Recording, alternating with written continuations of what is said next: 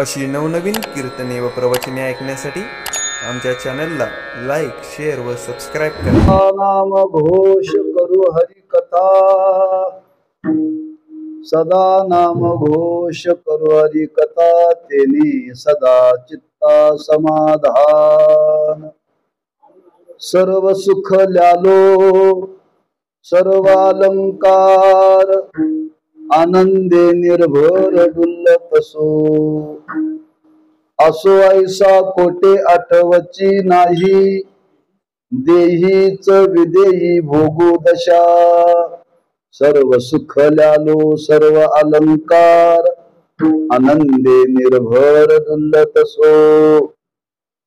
तुका म्हणे आम्ही झालो अग्निरूप, तुका म्हणे आम्ही झालो अग्निरूप, लागो निधी पाप पुण्यंगा. सर्व सुख ल्यालो सर्व अलंकार, आनंदे निर्भर डुल्लतसो. पांडुरंगा करू प्रथम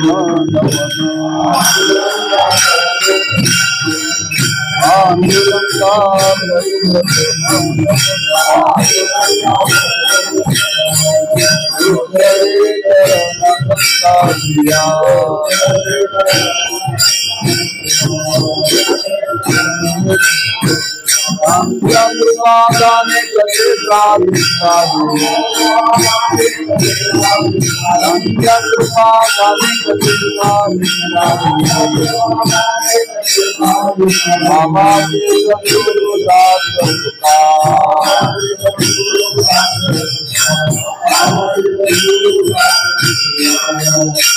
नमो ज्ञानेश्वरा, नमो ज्ञानेश्वरा, निवृत्ती उदारा सोपान देवा. नमो मुक्ताबाई त्रिभुवन पावनी आद्यत्रे जननी देवाची. नमो सद्गुरु तुकया ज्ञान दीपा, नमो सद्गुरु सच्चिदानंद रूपा. नमो सद्गुरु भक्त कल्याण मूर्ती, नमो सद्गुरु भास्करा पूर्ण कीर्ती. सदा नाम घोष करू हरि कथा, तेने सदा चित्ता समाधान. सर्व सुख ल्यालो सर्व आनंदे निर्भर डुल्लतसो. शिवे करता निवडलेला भंग श्रीमंत जगद्गुरु श्री तुकोबारांचा असून या भंगातून जगद्गुरु श्री तुकोबाराय परमार्थ साधनेविषयी आपल्या जीवनामध्ये प्राप्त झालेली अवस्था आणि त्या अवस्थेतून त्या परमार्थ साधनेचा काय अनुभव प्राप्त झाला तो या अभंगातून महाराजांनी प्रगट केलेला आहे.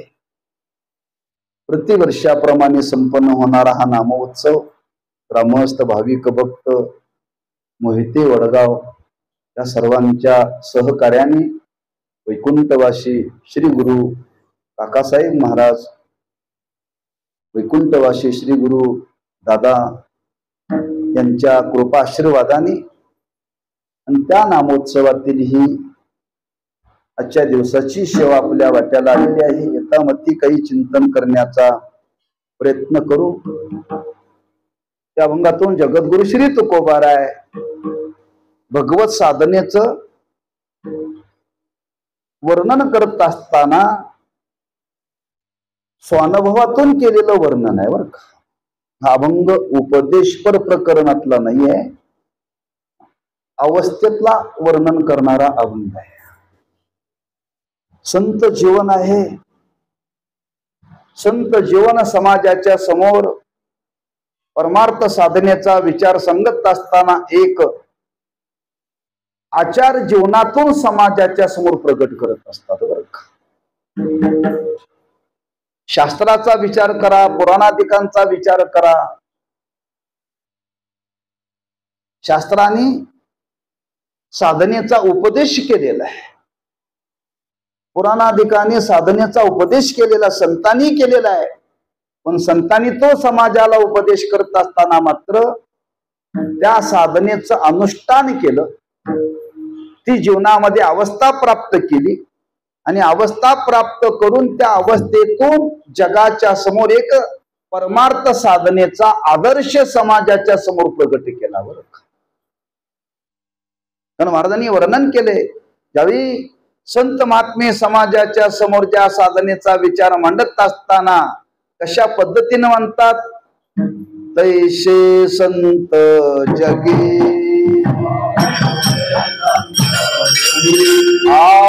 तैसे संत जगी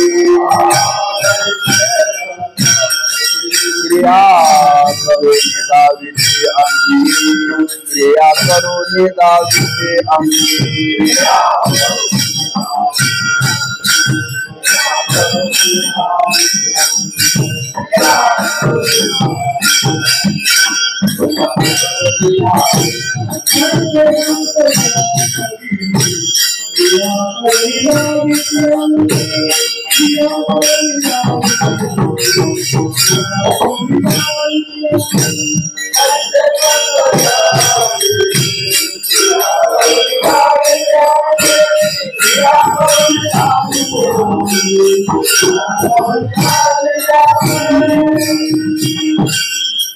तैसे संत जगी क्रिया करोनी दाविती अंगी. प्रत्यक्ष क्रिया नाम त्या साधनेचं अनुष्ठान बरं. मग साधनेचं अनुष्ठान करत असताना त्या साधनेच्या संबंधाने दोन विचार प्रगट केलेले आहेत. एक साध्य प्राप्तीच्या पूर्वीची साधना आणि दुसरी साध्यानंतरची साधना बरं. आम्हा तुम्हाला जो उपदेश केला साध्य प्राप्तीच्या आधीची साधना बरं. आम्हा तुम्हाला सांगितलं भगवंताचं नाम घेतलं पाहिजे बरं. ते कसं घेतलं पाहिजे, वेळ मिळेल तेव्हा असं नाही सांगितलं बरं.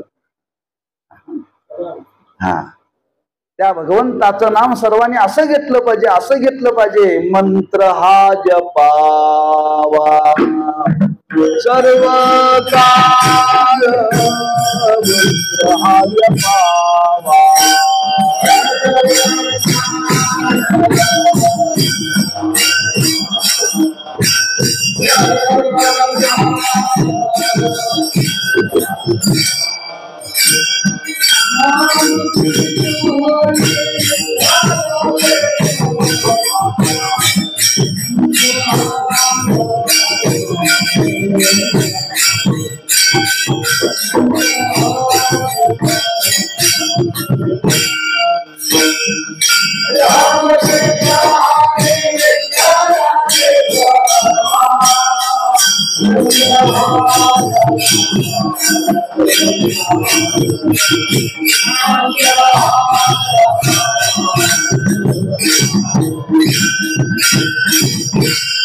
राम कृष्ण हरी विठ्ठल केशवा मंत्र हा जपावा कधीतरी. प्रत्येकाने भगवंताची नाम साधना कशी केली पाहिजे, मंत्र हा जपावा सर्व काळ. किंवा ज्ञानोबराय वर्णन करतात, रिकामा अर्ध घडी राहू नको. भगवंताचं नाम प्रत्येकाने सतत जीवनामध्ये घेतलं पाहिजे बरं. सतत घेतलं पाहिजे. आपल्या आयुष्यातला क्षण आणि क्षणही त्या साधनेकरता वेचला पाहिजे, त्या साधनेकरता खर्च केला पाहिजे. हा उपदेश आम्हा तुम्हाला केलेला आहे बरं. पण संत महात्मे मात्र साधना करत असताना महाराज म्हणतात, आम्ही जी साधना करण्याकरता प्रवृत्त झालो, साध्याच्या पूर्वीची अवस्था आहे. महाराज म्हणतात, घेई घेई माझे वाचे गोड नाम विठोबाचे. साध्य प्राप्त होण्याच्या पूर्वी महाराज म्हणतात, आम्ही आमच्या जीवनामध्ये साधना करण्याचा प्रयत्न केला. किती प्रयत्न केला, पुन्हा पुन्हा त्या वाणीला भगवंताचं नाम घेण्याकरता आम्ही प्रवृत्त केलं बरं. साध्यापूर्वीची ही साधना आहे. पण साध्य प्राप्त झाल्यानंतर महाराज म्हणतात, आमची साधना मात्र अशी नाही, आता त्या वाणीला भगवंताचं नाम घ्या म्हणून सांगायची गरजच नाही बरं का. माझी मज झाली अनावर वाचा,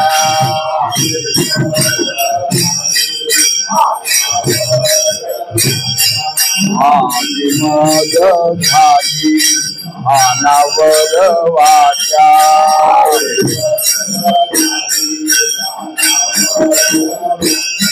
आनंद या नामाचा घेतला, आनंद या नामाचा घेतला,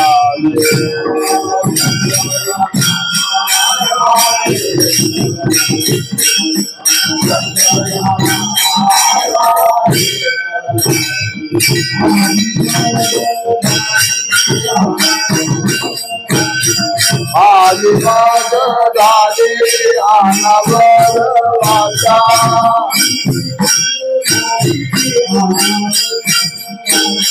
माझी मज झाली अनावर वाचा,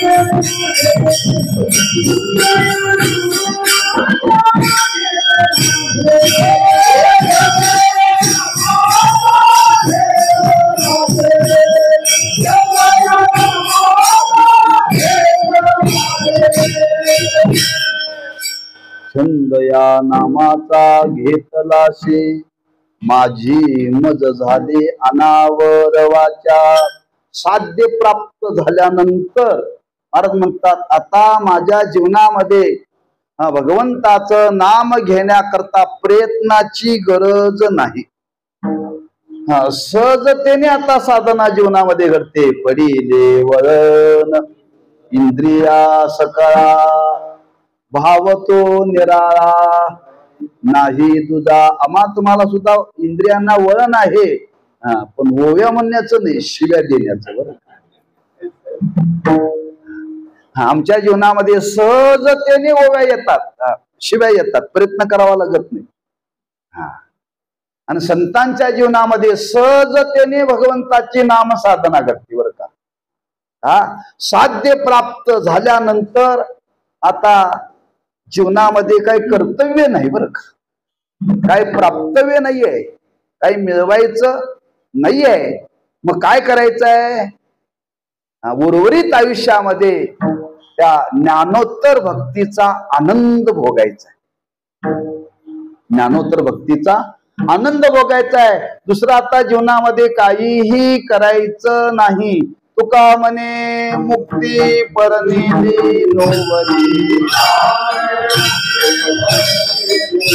तुका म्हणे मुक्ती परनेली नोवरी, आता दिवस जारी केले,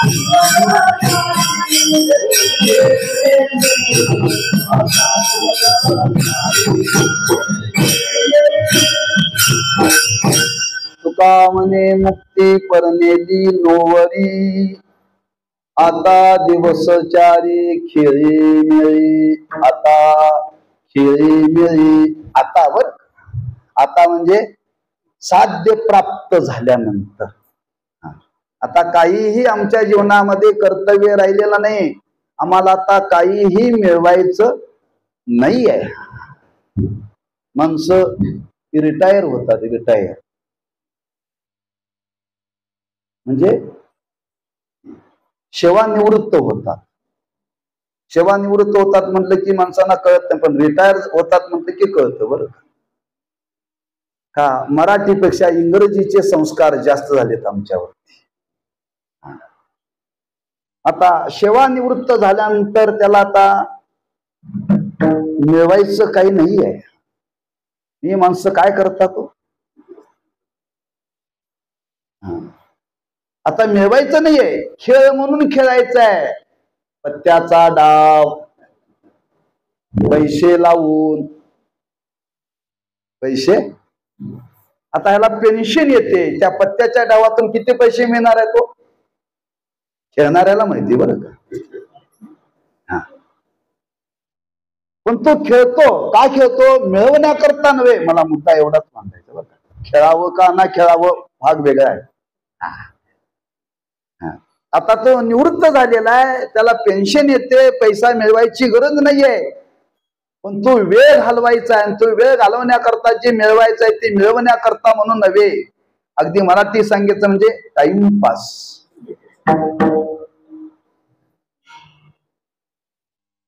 आनंद भोगण्याकरता. तसं संत जीवनाचा विचार केला तर त्यांच्या जीवनामध्ये आता काय कर्तव्य राहिलेलं नाहीये. साध्य प्राप्त झालेलं आहे.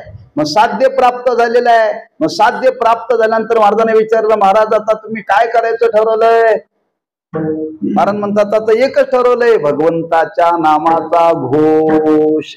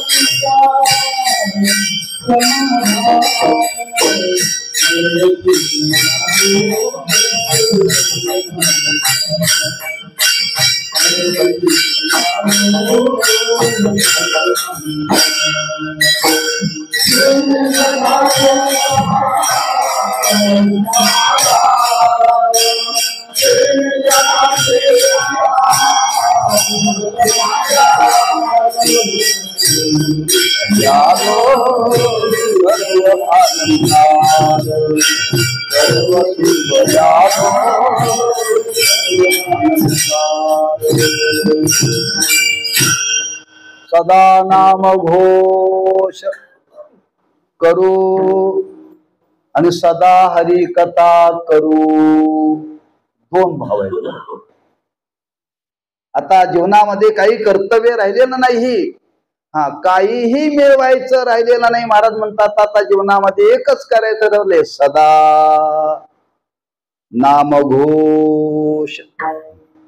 घोष या शब्दाचा अर्थ आहे की वैखरी वाणीने भगवंताच्या नामाचा जो उच्चार मोठ्याने केला जातो त्याला म्हणतात घोष.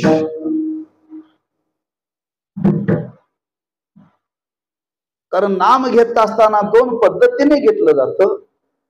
वैखरी वाणीनच घेतलं जातं, पण कधी कधी घोष केला जातो, कधी कधी घोष केला जात नाही.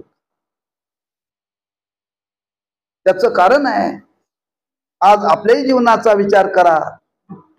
आम्ही तुम्ही सुद्धा भगवंताचं नाम वाणीने घेतो, पण भगवंताच्या नामाचा घोष करत नाही. का करत नाही? लाज वाटते. लाज काय वाटते? लाज वाटते. भगवंताच्या नामाचा घोष करण्याकरता निर्लज्ज व्हावं लागतं. काय व्हावं लागतं? निर्लज्ज व्हावं लागतो. आणि माणसं निर्लज्ज कधी होतात?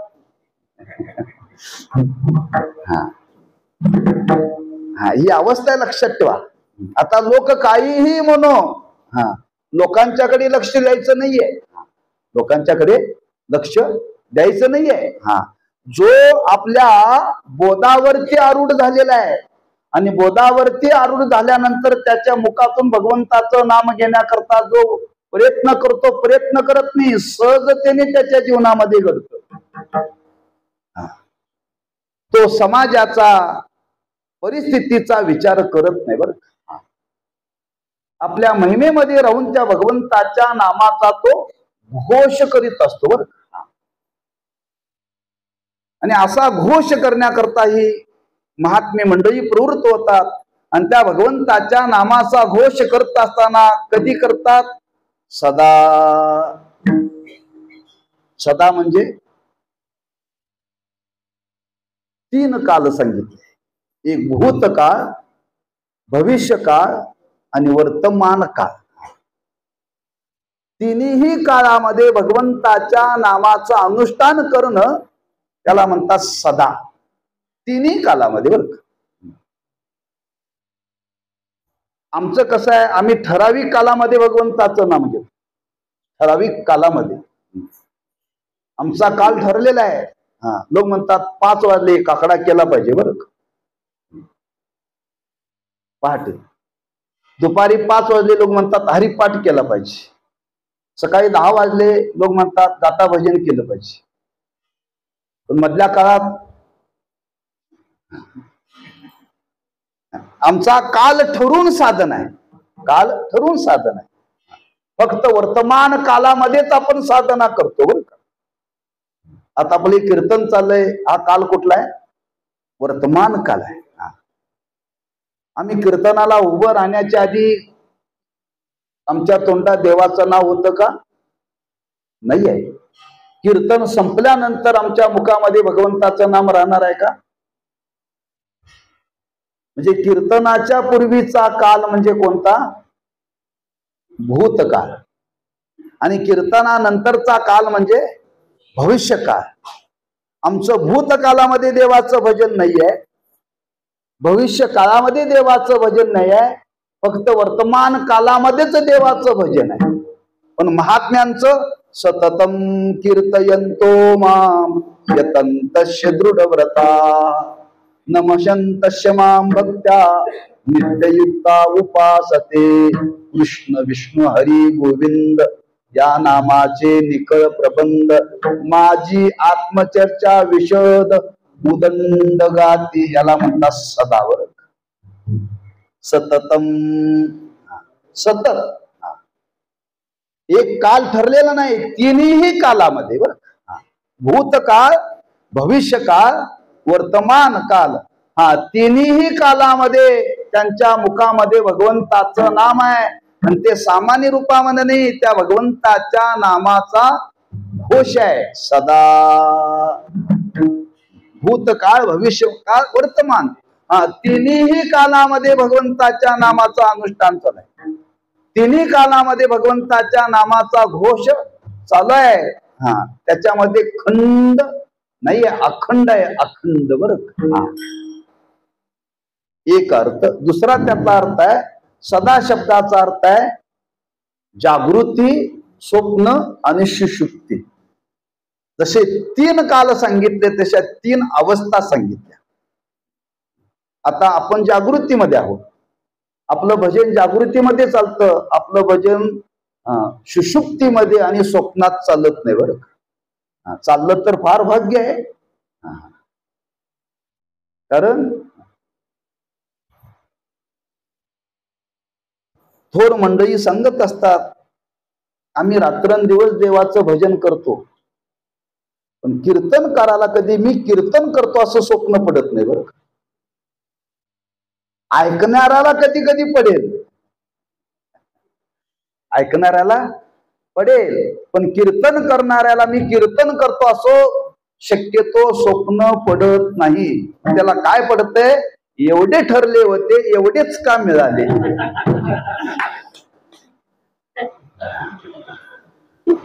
पण कीर्तन करतो हे स्वप्न पडत नाही बरं.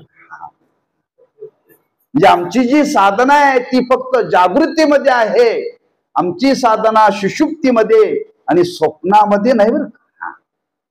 त्या महात्म्यांच्या साधनेचा जर विचार केला तर महाराज म्हणतात त्यांची साधना तिन्ही कालामध्ये आहे, त्याला म्हणतात सदा. हा, जागृतीमध्ये सुद्धा ते देवाचं भजन करतात, स्वप्नामध्ये सुद्धा देवाचं भजन करतात आणि सुषुप्तीमध्ये सुद्धा देवाचं भजन करतात. पांडुरंग ध्यानी पांडुरंग मने पांडुरंग ध्यानी पांडुरंग मने पांडुरंग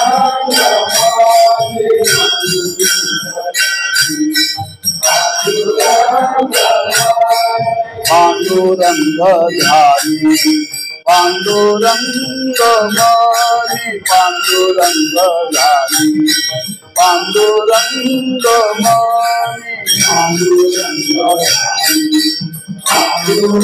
ध्यानी पांडुरंग जागृते स्वप्ने पांडुरंगा जागृते स्वप्ने पांडुरंग पांडुरंग ध्यानी पांडुरंग मने पांडुरंग ध्यानी पांडुरंग मने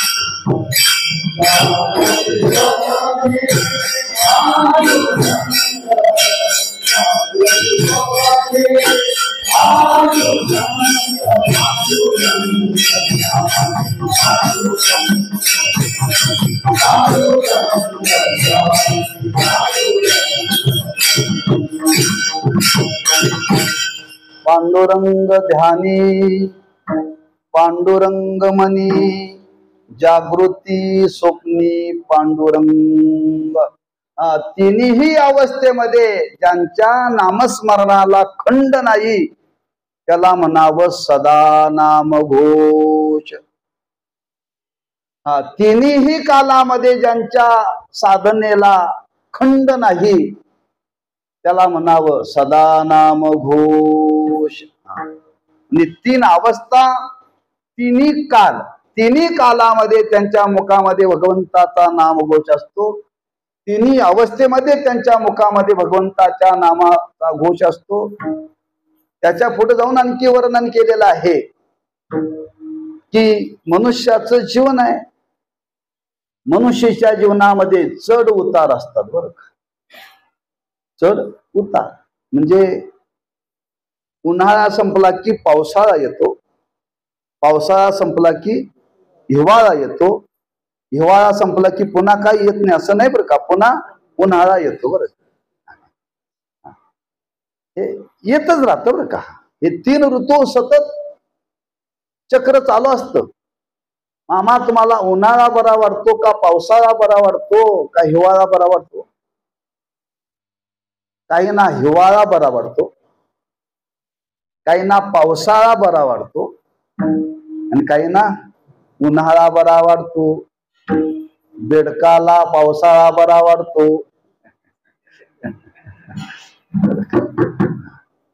सगळ्यांना तिन्ही ऋतू आवडत नाही बरं का. काय ना, ज्यांना धापेचा त्रास आहे ते म्हणतात उन्हाळा लवकर संपलेला बना, नाही तर आपण संपू. म्हणजे उन्हाळा आजारी माणसाला ज्याला दमा आहे त्याला तो अनुकूल नाही, प्रतिकूल आहे. काही ना उन्हाळा प्रतिकूल आहे, तर काही ना पावसाळा प्रतिकूल आहे. काही ना पावसाळा प्रतिकूल आहे, तर काही ना हिवाळा आहे. तर काही ना उन्हाळा अनुकूल आहे, तर काही ना पावसाळा अनुकूल आहे. अनुकूल प्रतिकूल अवस्था प्रत्येकाच्या जीवनामध्ये. बरं, आमच्या तुमच्या जीवनाचा विचार केला तर आम्ही अनुकूल अवस्थेमध्ये भगवंताची साधना करतो का प्रतिकूल अवस्थेमध्ये?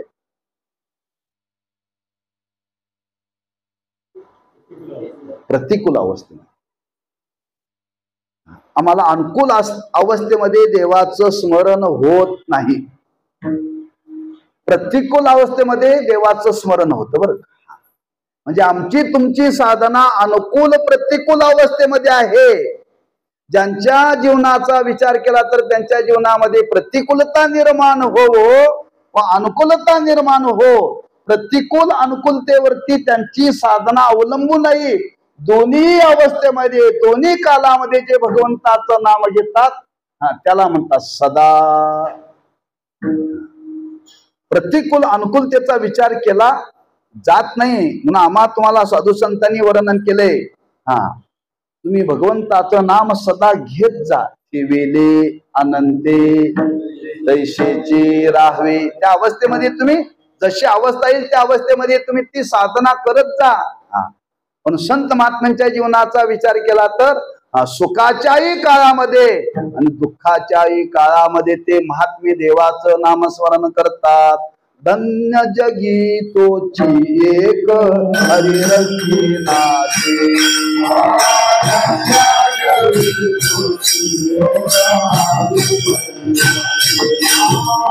धन्य जगी तोची एक हरिरंगी नाते.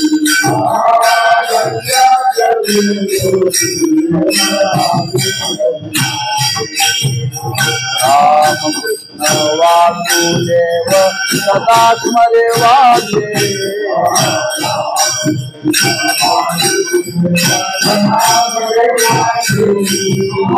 राम कृष्ण वासुदेव सदा स्मरे वाचे.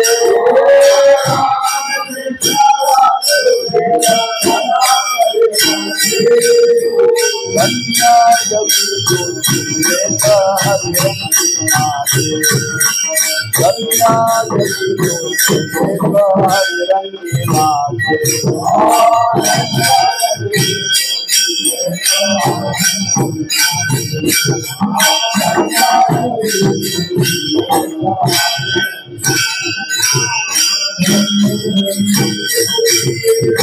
हरिरंगी नाते.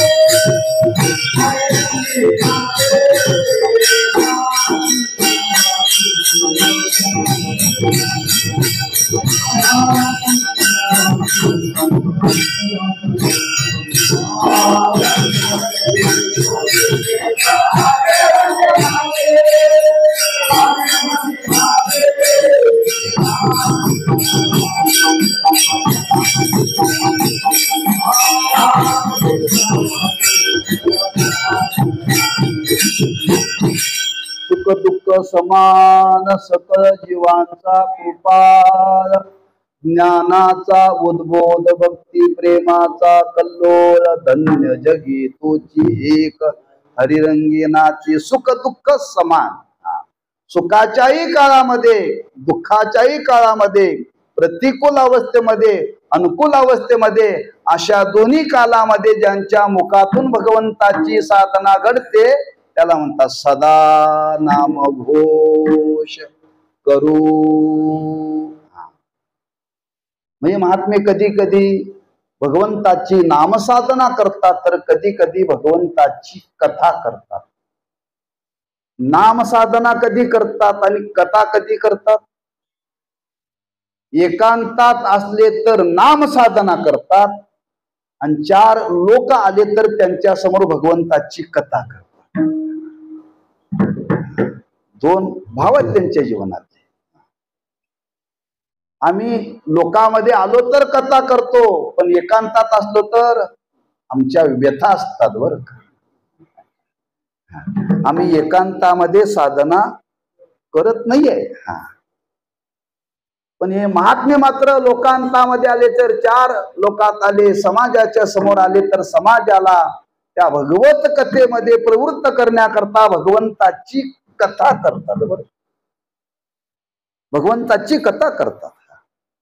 भगवंताच्या कथेमध्ये आपला काळ खर्च करतात. तो जाणारच आहे. कर्तव्य काय राहिलेलं नाहीये, प्राप्तव्य काय राहिलेलं नाही, मिळवायचं काही नाहीये. आयुष्य शिल्लक राहिलेलं आहे.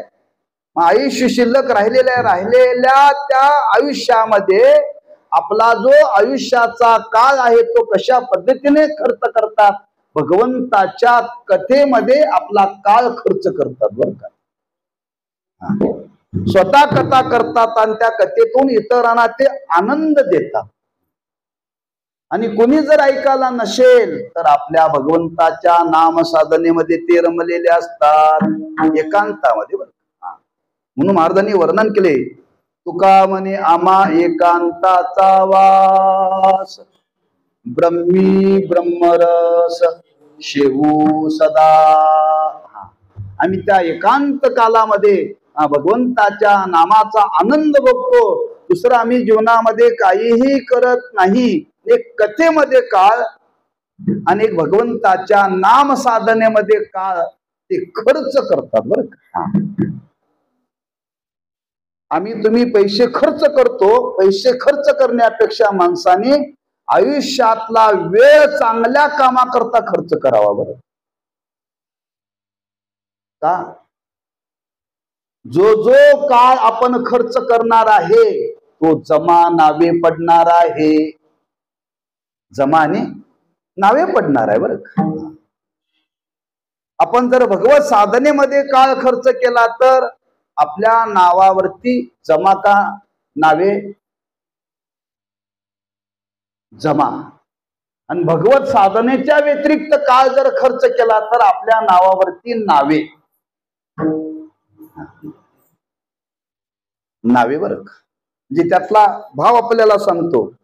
साधनेमध्ये काळ खर्च केलेला तो पुण्यामध्ये जमा होतो पुण्याच्या नावाने, आणि भगवंताच्या साधनेच्या व्यतिरिक्त जो काळ खर्च केला जातो तो पापामध्ये जमा होतो. म्हणजे आमच्या तुमच्या जीवनामध्ये पाप आणि पुण्य निर्माण होत राहतंय बरं. पाप आणि पुण्य निर्माण होत राहतंय. त्यांच्या जीवनामध्ये त्यांना पाप पुण्य मिळवायचा संबंधच नाही आहे. पाप पुण्य मिळवायचा संबंधच नाही आहे. पण प्रत्येक काल मात्र, प्रत्येक क्षण मात्र भगवंताच्या कथेमध्ये आणि भगवंताच्या नामामध्ये ते खर्च करतात बरं. का खर्च करतात त्याची दोन कारण सांगितली. एक आनंद भोगण्याकरता आणि एक समाजाला वळण लावण्याकरता. ज्ञानोबांना विचारलं, महाराज आपण योगी आहात, ज्ञानी आहात, मग पंढरपूरला का निघाला? महाराज म्हणतात मला जायची गरज नाही, पांडुरंगच माझ्याकडे येतोय. मग तुम्ही का निघाला? महाराज म्हणतात मला जायची गरज नाही, पण समाजाला वळण लावण्याकरता आम्हाला जावं लागतं. ज्ञानोबराय पंढरपूरला निघाले ते कशा करता निघाले हो? त्यांना वारीची गरज नाहीये, त्यांना वारीची गरज नाहीये, पण तो वारीचा आनंद भोगण्याकरता आणि समाजाला वळण लावण्याकरता. माझे जीवेची आवडी माझे जीवेची आवडी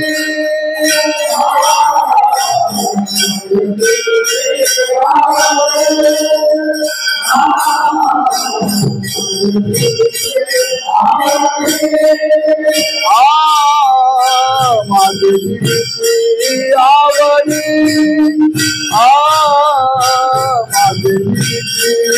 माझे जीवेची आवडी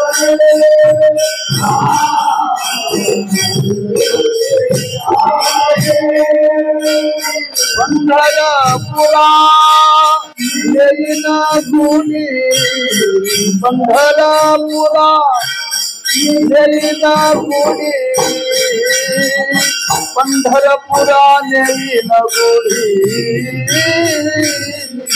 पांडुरंगी मना रंगले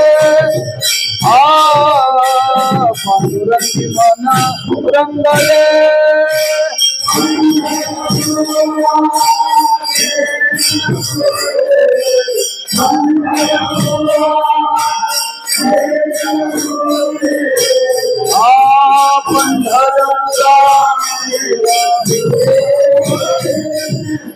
पांडुरंगी मना रंगले पांडुरंगी मना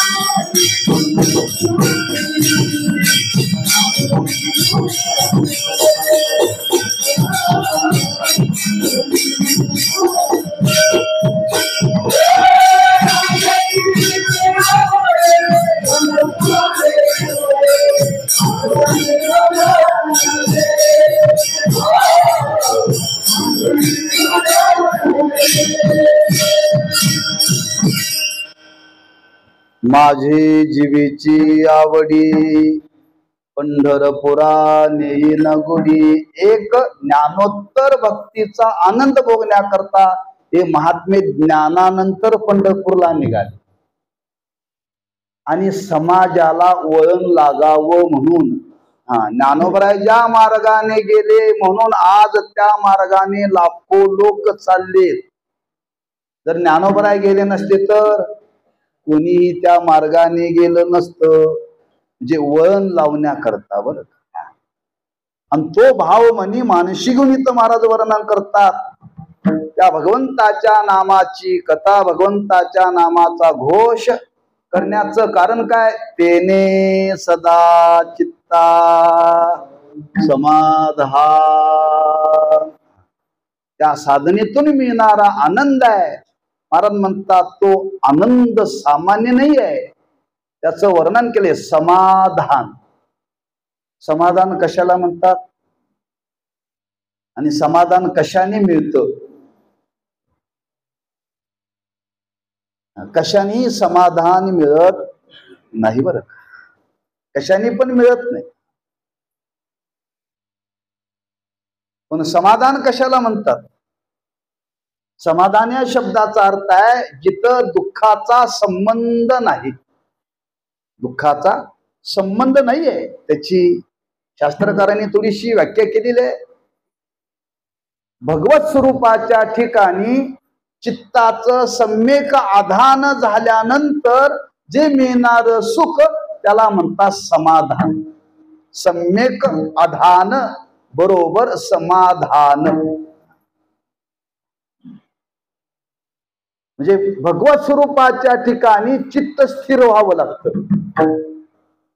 आणि भगवत स्वरूपाच्या ठिकाणी चित्त स्थिर झाल्यानंतर जो मिळणारा आनंद आहे त्या आनंदालाच म्हणतात काय समाधान. हे कुठेही मिळत नाही. नाईलाजाने माणसं म्हणतात आम्ही समाधानात आहोत. समाधानात आहोत. खरंच आपल्या जीवनाचा विचार केला तर खरं समाधान आम्हा तुम्हाला आहे का. चित्ती असो द्यावे. इलाज नाही इलाजाने समाधान मानावं लागतं. जाता जाता 3 गोष्टी आपल्याला सांगतो. 3 गोष्टीमध्ये माणसाने समाधान मानावं बरं. 3 गोष्टीमध्ये समाधान मानावं. एक जेवणामध्ये समाधान मानावं. कुठेही मिळो कसंही मिळो समाधान मानायचं बरं. त्यात हेच कमी आहे त्याच्यात तेच जादा आहे असं कधीही जेवताना जेवणाराने म्हणायचं. जिथं गेल्यानंतर जसं जेवण मिळेल जे मिळेल त्या समाधान मानायला शिका. शास्त्र सांगतं बरं. म्हणजे पहिलं एक स्वरूप सांगितलं. माणसाने भोजनामध्ये नेहमी समाधान मानावं बरं. समाधान मिळावं. दुसरं वर्णन केलंय, आपल्याला आपल्या प्रारब्धाने नशिबाने जशी मिळाली बायको तशी त्या समाधान मानावं. हे शास्त्राने वर्णन केले, कथाकथित मी वर्णन करालो नाही बरं. जी मिळाली ना त्या समाधान माना, नाही दुसऱ्याचं बघून अशी मिळाली असती तर बरं झालं असतं, अजिबात म्हणून. जी पदरात पडली ना, जशी मिळाली आयुष्यभर त्यात समाधान मानायला शिकलं पाहिजे. आणि तिसरी गोष्ट सांगितली पैशाच्या बाबतीत, बरं, धनाच्या बाबतीत. जे धन जीवनामध्ये जेवढे मिळेल त्याच्यामध्ये समाधान माना. एक धनामध्ये, एक अन्नामध्ये आणि एक पत्नीमध्ये. या 3 गोष्टीमध्ये माणसाने समाधान कधीही बिघडू देऊ नये. आमचं बिघडतं ते या 3च बिघडतं. आमचं बिघडतं ते या 3च बिघडतं, लक्षात ठेवा. कारण त्यात आनंद मानला पाहिजे, दुःख मानायचं नाही बरं का. तसं महात्मे सांगतात की आम्ही जीवनामध्ये भगवंताची साधना करण्याकरता प्रवृत्त झालो, भगवंताची कथा करण्याकरता प्रवृत्त झालो. करण्याचं कारण काय? महाराज म्हणतात, त्याच्यातून मिळणारा जो आनंद आहे तो सामान्य नाहीये. तेने सदा चित्ता समाधान. किती समाधान? नाही धावा घेत मन, नाही धावा घेत मन.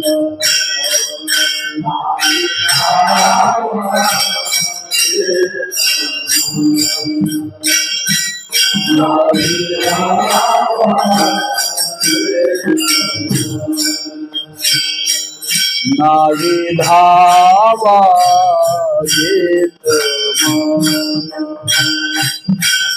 नाही धावा घेत मन.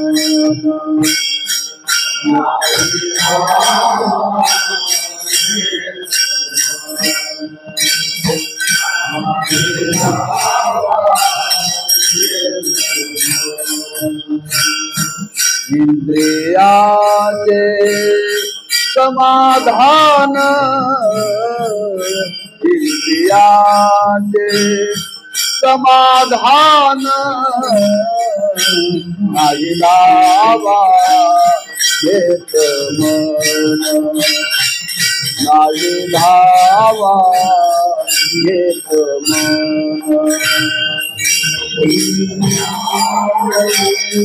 समाधान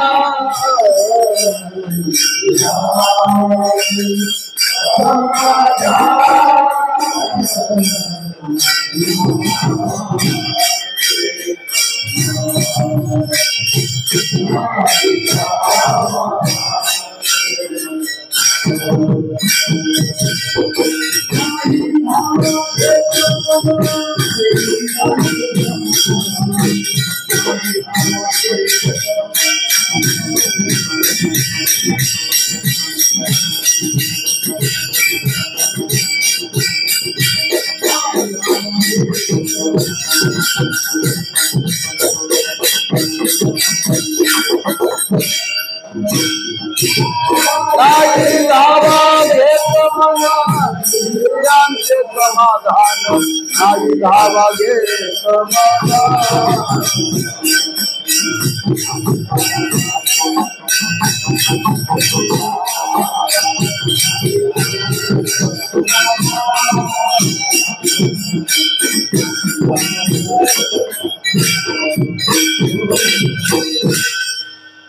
नाही धावा घेत मन, इंद्रियांचे समाधान. महाराज म्हणतात आमच्या जीवनामध्ये अशी अवस्था प्राप्त झाली, सापडला हाती तरी हे झाली निश्चिंती, नाही धावा घेत मन, इंद्रियांचे समाधान.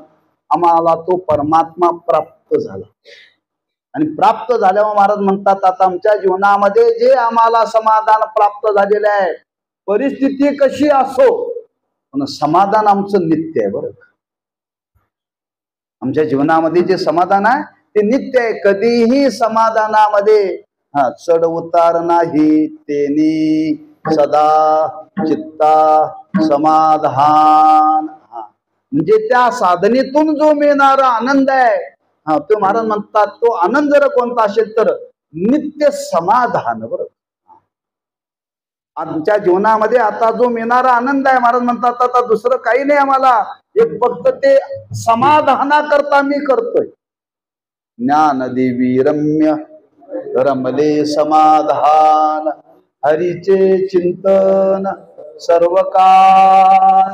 आम्ही सुद्धा समाधानाकरताच करतोय, पण समाधान तेवढं राहत नाही. बरं का, समाधान राहत नाही. कीर्तन कशा करता करतोय? समाधाना करतात. पण कीर्तन करून समाधान आहे का? नाही. का नाही? कीर्तन झाल्यावर विचारा. कीर्तन झाल्यानंतर विचार. एकाला विचारलं, एकदम आला कीर्तनाला, म्हणजे आपलं काय समाधान झालं नाही म्हणाला. का? बाकीच लोकांनी महाराज म्हणजे आमचं समाधान झालं कीर्तन ऐकून. ते मला माझं समाधान झालं नाही का? मला कीर्तनात चाल दिली नाही. ही वास्तवता सांगतोय बरं का तुम्हाला. तुम्हाला कीर्तन चांगलं झालं असेल, पण मला तुम्ही कीर्तनात चाल दिली नाही, तेव्हा माझं काय समाधान झालं? म्हणजे कीर्तन ऐकून सुद्धा समाधान नाही, कीर्तन करणाऱ्याला करून सुद्धा समाधान नाही. इच्छेप्रमाणे मिळालं नाही तर महाराज म्हणतात आम्हाला काय मिळवायचंच नाहीये. आम्हाला काय मिळवायचंच नाहीये. आम्हाला या साधनेतून एक समाधान प्राप्त करून घ्यायचं आहे, आणि ती समाधानाची अवस्था आम्हाला ती भोगायला मिळाली. तेने सदा चित्ता समाधान. सदा आमच्या जीवनामध्ये सदा समाधान आहे. या साधनेतून मिळणार समाधान आहे. बरं का, आमचं कसं असतं, मी नेहमी विनोदाने सांगत असतो. काही मंडळी चहाची तलप निर्माण झाली, आणि चहाची तलप निर्माण झाल्यानंतर चहा पिण्याकरता निघाले. कुठं निघाले? एक जण म्हटला त्या आळंदीमध्ये हॉटेल आहे, त्या हॉटेलचं नाव समाधान आहे. म्हटलं हॉटेलचं नाव समाधान आहे. म्हणून माणसं त्याला वाटलं हॉटेलचं नावच समाधान, तेव्हा चहा पिल्यानंतर समाधान प्राप्त होईल. चहा पिण्याकरता त्या हॉटेलमध्ये गेली. सर्वांनी चहा पिला, आणि चहा पिल्यानंतर ते काउंटरवरती आले. बिल बघितल्यानंतर पिलेल्या चहाचं समाधान निघून गेलं. हॉटेलला नाव समाधान, पण चहा पिल्यानंतर होतं तेही समाधान गेलं. नावं ठेवून समाधान मिळत नाही. त्या अवस्था प्राप्त व्हावी लागते. तेव्हा महाराज म्हणतात आम्हाला या साधनेतून कर्तव्य काही नाहीये, केवळ आम्हाला आनंदच बघायचा आहे. आणि तो आनंद जर कोणता असेल तर समाधानाच्या रूपाने. बरं, आणि तो आज आमच्या जीवनामध्ये आम्हाला प्राप्त झालेला आहे. कशातून? सदा नाम घोष करू हरी कथा, तेने सदा चित्ता समाधान. आमच्या जीवनामध्ये आता समाधान आहे. आता आम्हाला काहीही आमच्या जीवनामध्ये होणं नाहीये, काहीच होणं नाही. हो, महाराजांना विचारलं कशावरून? महाराजांना विचारलं, महाराज म्हणतात आमच्या जीवनाकडे पहा. आता आम्हाला एवढं समाधान आहे, एवढं समाधान आहे. आमच्या जीवनामध्ये जे जे तुम्हाला पाहायला मिळेल ते सुखाच्या व्यतिरिक्त काहीच पाहायला मिळणार नाही. सर्व सुख द्यालो सर्व अलंकार, सर्व अलंकार,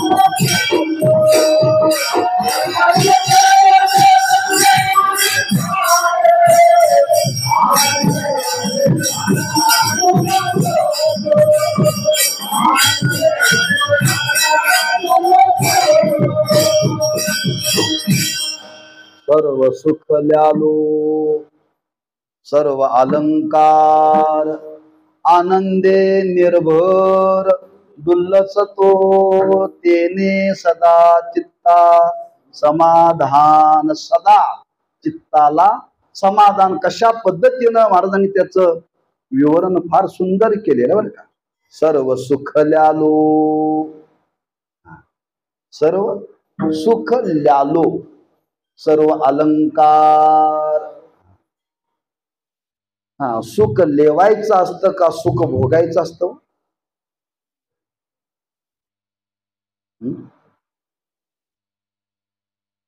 सुख लेवायचं असतं का सुख भोगायचं असतं? भोगायचं असतं. मग काय लेवल्यानंतर सुख भोगायला मिळतं?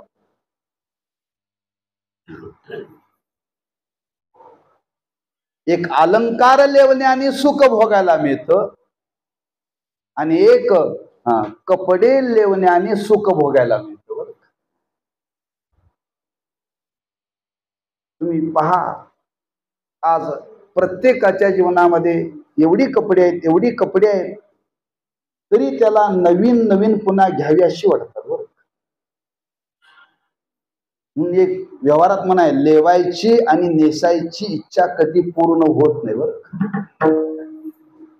लेवायची आणि नेसायची इच्छा कधी पूर्ण होत नाही. त्या महिला वर्गांच्या जीवनामध्ये एवढ्या साड्या असतात तरी ती म्हणते दिवाळीला नवीन पाहिजेच. तिच्या वजना एवढ्या साड्या असतात बरं. तिच्या वजना एवढ्या साड्या असतात पण दिवाळीला साडी नेसण्याचा आनंद मात्र तिचा विलक्षण जातो. लेवणं म्हणतात बरं. म्हणजे कपडे आणि अलंकार लेवण्यातून मिळणारा जो आनंद आहे महाराज म्हणतात तो सामान्य नाही आहे. सर्व सुख ल्यालो सर्व अलंकार. सर्व सुखाचा आनंद त्याच्यामध्ये उपभोगायला मिळतो. सर्व सुखाचा आनंद उपभोगायला मिळतो.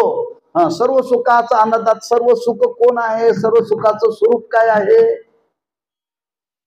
देव आहे. सर्व सुखाचे आगर बाप रखुमा देवीवर तुका म्हणे माझे हेची सर्व सुख तुका म्हणे काही न मागे अनेक तुझे पायी सर्व आहे. सर्व सुख शब्द वापरलाय बरं. म्हणजे देवाच्या स्वरूपाचं वर्णन करताना परमात्मा तो सुखरूप आहे असं वर्णन केलेलं. नुसता सुखरूप नाही, सर्व सुखाचा तो आगर आहे.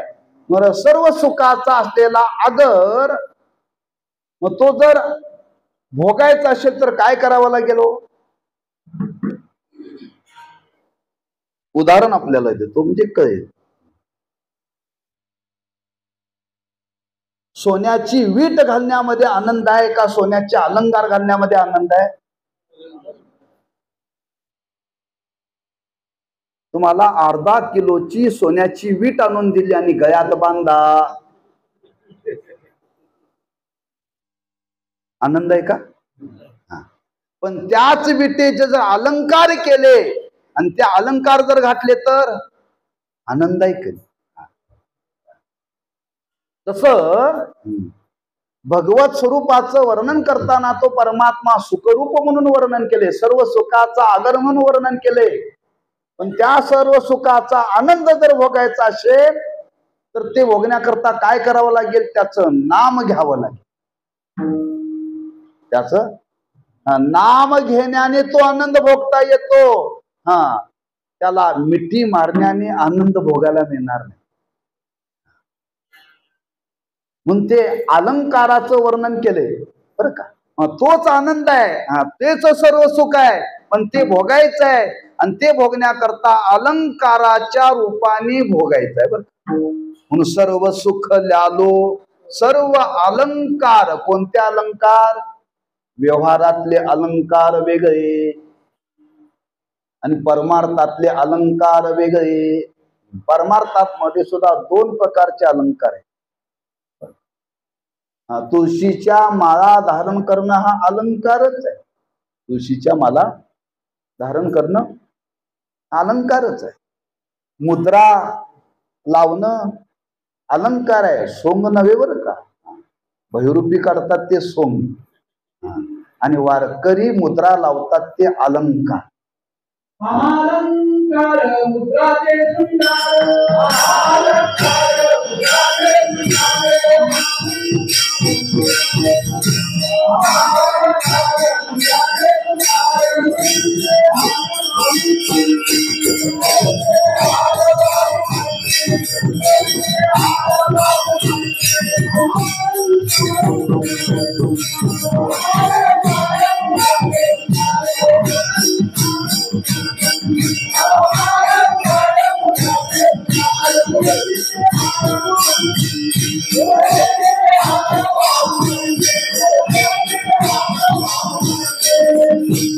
अलंकार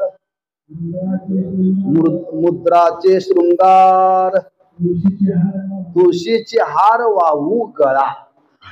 बर, हे अलंकार आहेत कुणाचे? वारकऱ्यांचे. हे पारमार्थिक अलंकार आहेत बर.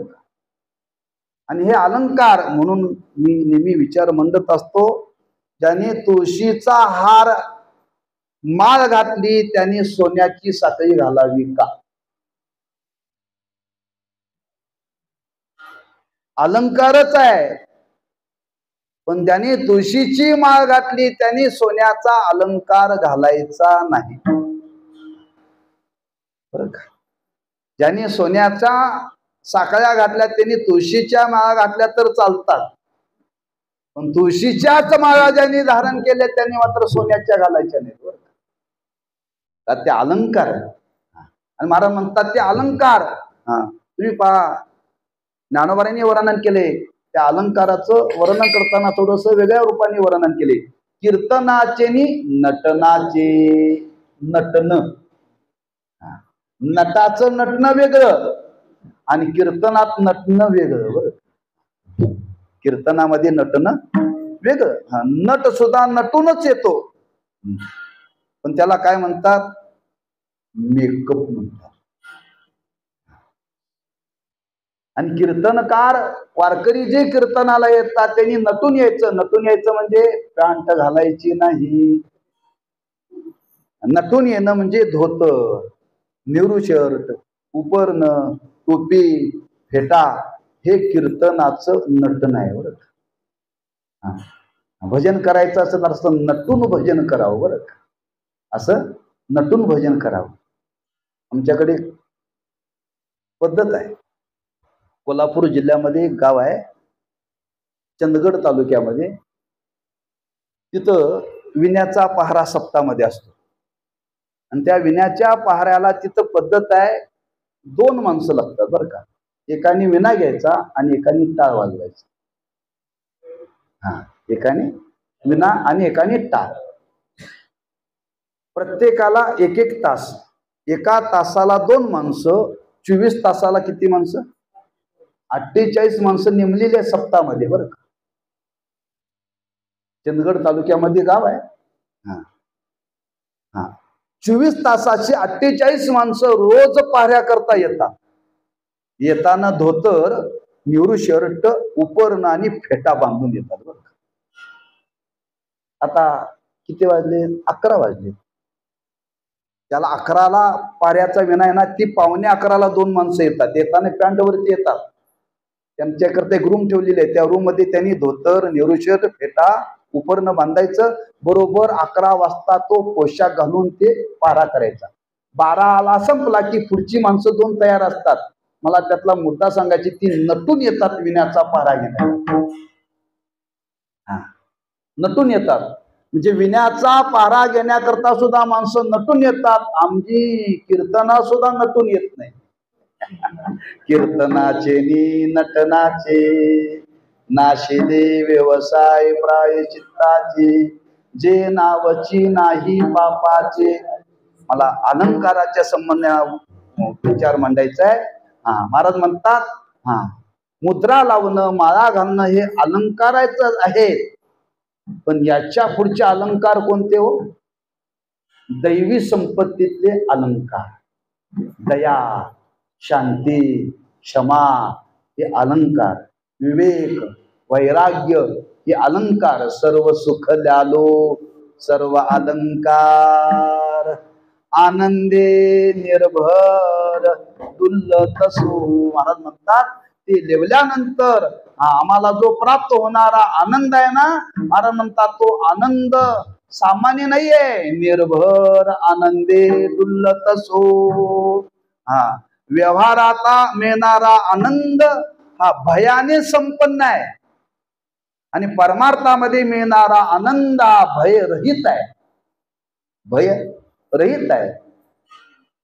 एखादा मंत्री जर वारीला यायचा असेल तर त्याला भय आहे, त्याला संरक्षण आहे. पण ज्ञानोबांचा एवढा मोठा सोहळा येतो, त्या सोहळ्याला किती पोलीस असतात तो? निर्भयता आहे बरं.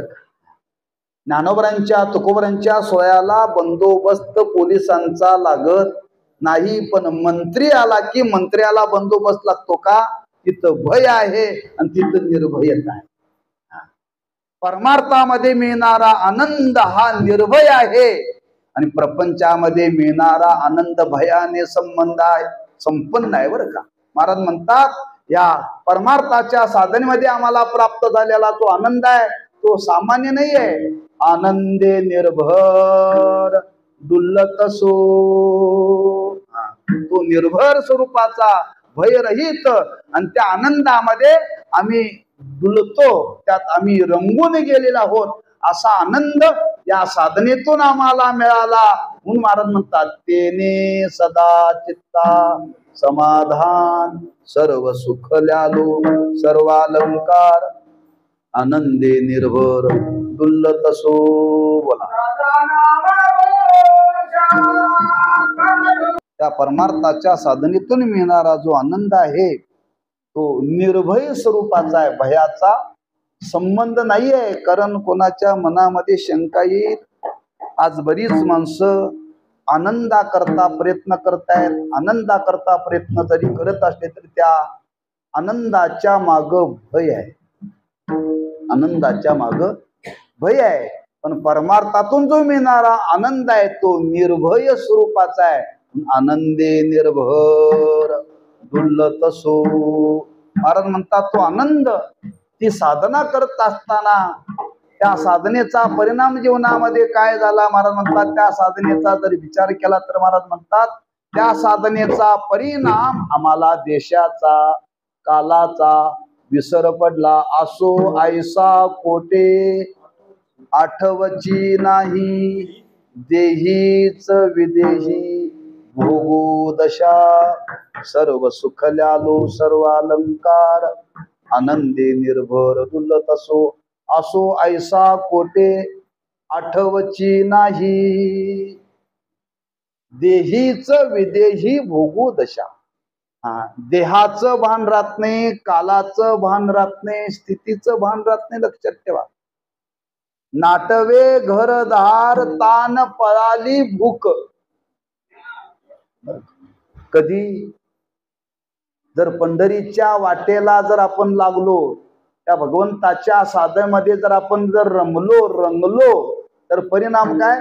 नाठवे घरदार तान वळाली भूक. पण तात्पुरती का कायमची? तात्पुरती. बरं, म्हणजे आमची ती अवस्था आहे तोपर्यंत आपल्याला कीर्तन करेपर्यंत घराची आठवण येत नाही. बरं, घराची आठवण येत नाही. तुम्ही बघा, आता वारीला जाणारे लोक आहेत, जवळजवळ 17 दिवसाचा प्रवास आहे. किती दिवसाचा? 17 दिवसाचा. आणि तिथून पुढं 5 दिवस. 17 आणि 5 22 दिवस. पण माणसं 17 दिवस घराला विचारतात. दशमीला पंढरपूरला पोचले आणि गावाकडची माणसं आलेली भेटली,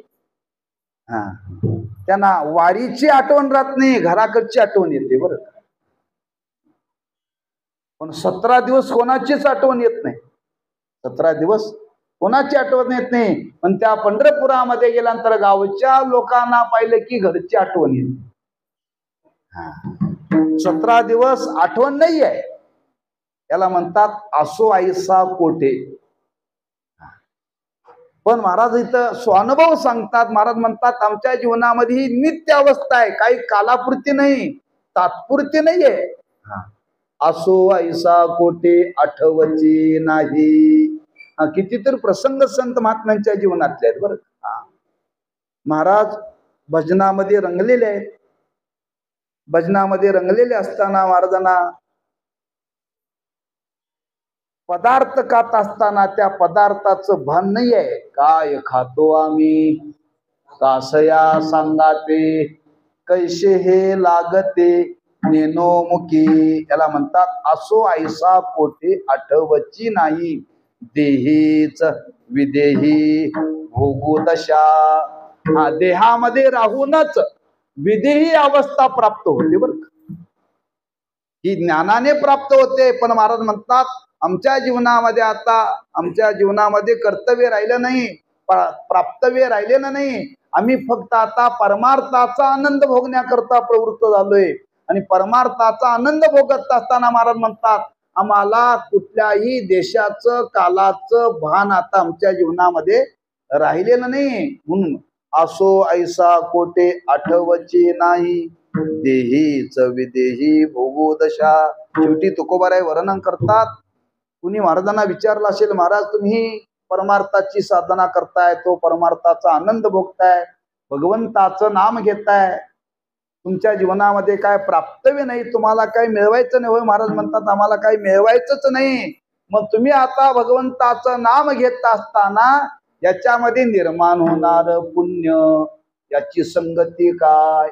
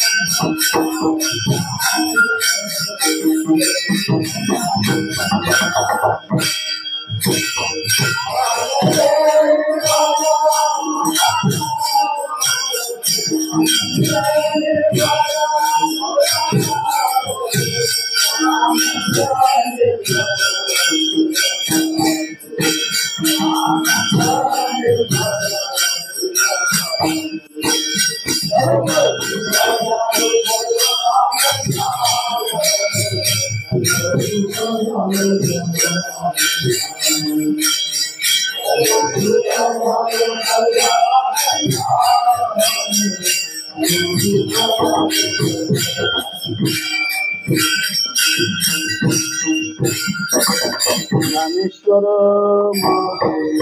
ज्ञानराज माऊली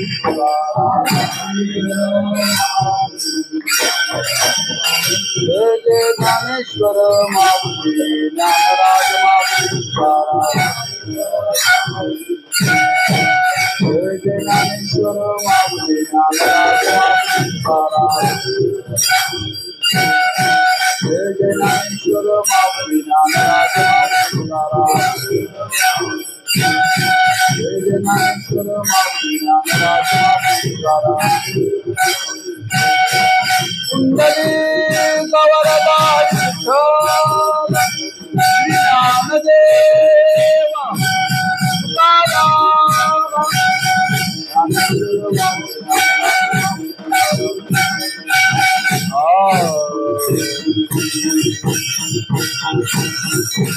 तुका म्हणे आम्ही झालो अग्निरूप लागू नेती पाप पुण्य अंगा. महाराज म्हणतात आमच्या जीवनामध्ये आता हेतू काही नाहीये. हेतू ठेवून साधना केली तर त्याच्यातून पाप आणि पुण्य निर्माण होतं बरं. आता ती साधना करत असताना कोणताही हेतू नाही, निर्निमित्त आहे. आणि निर्निमित्त असल्यामुळे महाराज म्हणतात त्याच्यातून पापही निर्माण होत नाही आणि पुण्य निर्माण होत नाही. आणि झालं तर त्या होण्याशी आमचा त्याच्याशी काही संबंध नाही आहे. महाराजांनी तिथं शब्द वापरलाय, तुका म्हणे आम्ही झालो अग्निरूप. अग्नी हा पवित्र आहे. पापी माणसाला अग्नी जाळतो आणि पुण्यवानाला सुद्धा शेवटी मशानात. पाप्यालाही जाळतातच आणि पुण्यवानालाही जातातच, पण त्या अग्नीला त्या पाप्याचा आणि पुण्यवानाचा काही संबंधच नाही बरं का. तो अग्नी स्वतःच्या अंगाने पवित्र आहे, स्वतःच्या अंगाने पवित्र आहे. त्या दोघाला जरी जाळलं तरी त्या दोघांचा दोष अग्नीला लागत नाही. त्याच न्यायाने महाराज म्हणतात आम्ही आता अग्निरूप म्हणजे ज्ञान स्वरूपाला प्राप्त झालो. आणि ज्ञान स्वरूपाला प्राप्त झाल्यावर महाराज म्हणतात आमच्या जीवनामध्ये पापाचाही संबंध नाही, पुण्याचाही संबंध नाही. लागो नेदी पाप पुण्य अंगा. मग कशा करता सर्व सुख ल्यालो सर्व अलंकार आनंदे निर्भर दुल्लत असो. निर्निमित्त आनंद भोगायचा आहे. प्राप्तव्य काहीही नाही. आणि अशी अवस्था त्या महात्म्यांच्या जीवनामध्ये प्राप्त झाली आणि त्या अवस्थेतून त्यांनी हा भोगलेला आनंद आहे. म्हणून सदा नाम घोष करू हरी कथा तेने सदा चित्ता समाधान. सर्व सुख ल्यालो सर्व अलंकार आनंदे निर्भर डुलत असो. असो ऐसा कोटी आठवची नाही देहीच विधी भोगू दशा. तुका म्हणे आम्ही झालो अग्निरूप लागो निधी पाप पुण्यांगा. सर्व सुख ल्यालो सर्व अलंकार आनंदे निर्भर डुलत असो. झालेली सेवा त्या भगवंताच्या चरणी आणि श्री गुरु काकासाहेबांच्या चरणी समर्पित करायचे आहे आणि एवढीच त्यांच्याकडे इच्छा प्रकट करायची आहे. आपण ज्या परमार्थाच्या आनंदामध्ये राहिला, जो आनंद भोगला, तोच आनंदही आमच्या जीवनामध्ये उत्तर आम्हालाही या पद्धतीनं भोगायला मिळावा, अशी त्या महात्म्यांच्या चरणी प्रार्थना करून सेवेला पूर्णविराम देऊ. पायाच्या प्रसादे काही बोललो विनोदे, मज क्षमा करणे संती नवे अंगभूत युक्ती. नोहिया उपदेश तुमचे बडबडिलो शेष, तुमच्या कृपेचे पोसणे जन्मोजन्मी तुका म्हणे तुकाराम तुकाराम.